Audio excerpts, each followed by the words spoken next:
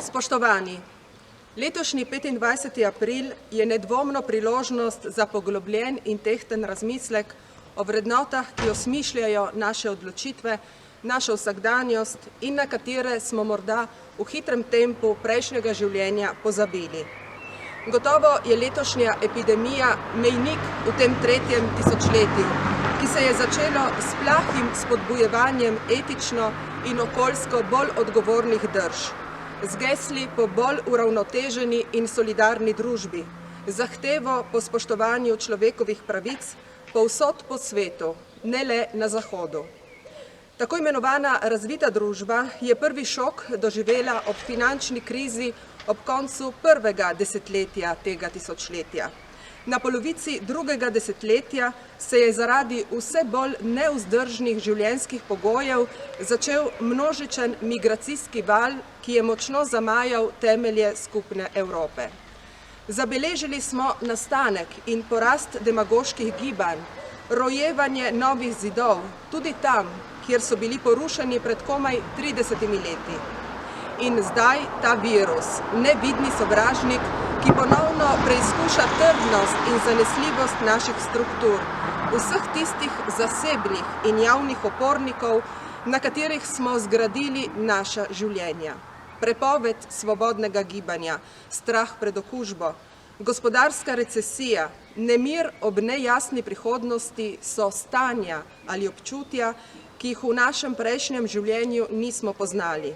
Seveda je finančna kriza že odžrla marsikatero udobje ali načrt, sicer pa smo lahko vsi, tako ali drugače, verjeli v prihodnost, ki bo taka, kot si jo mi želimo.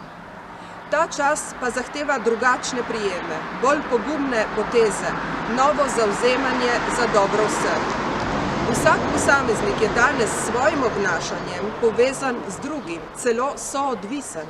Vsi smo v enaki meri poklicani k temu, da se z istim orožjem zoperstavimo napadalcu. Nedvomno je v tem velika mera demokratičnosti, pa tudi emotivnega naboja, da si upamo kaj več, tako v osebnem življenju kot v javnem. In če si je kdo mislil, da bo to izredno stanje pospravilo s polemikami in zgodovinskimi potvarjanji, se je seveda zmotil. V Italiji je tudi letos praznovanje 25. aprila, kljub dejstvu, da gre za okroglo obletnico, 3/4 stoletja miru, zastrupljeno zaradi provokacij, težen po omalovaževanju odporništva, po vzdigovanju ali celo poveličevanju pripadnikov fašističnega režima, ki naj bi bili celo žrtve rezistence.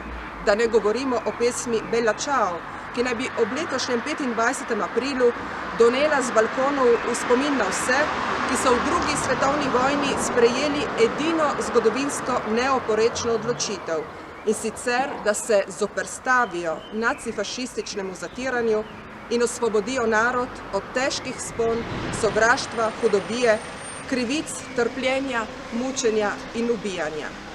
Solidarnost, pomoč bližnjemu in medsebojno spoštovanje so v tem kriznem času še toliko bolj potrebni. Ravno tako je nujno, da se zamislimo nad vrednotami antifašizma in demokracije, saj je vse več silnic, ki težijo k drugačnim državnim oblikam, kjer za skupno Evropo, edino, ki lahko zagotovi mir in blaginjo za vse, ni več prostora.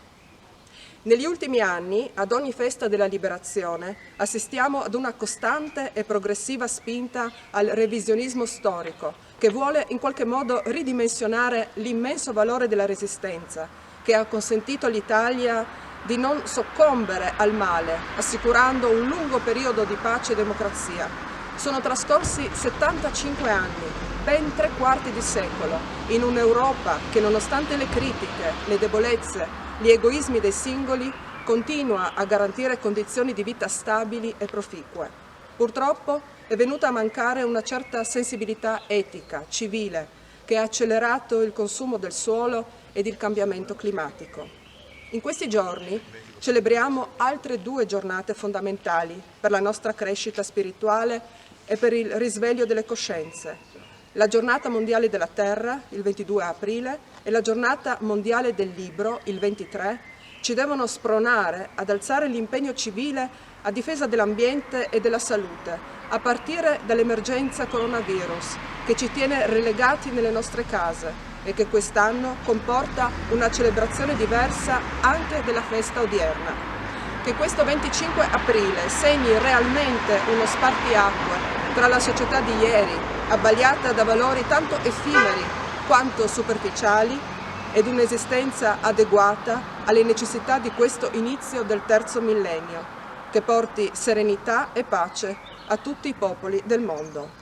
Usam vam želim občuten in miren 25. april.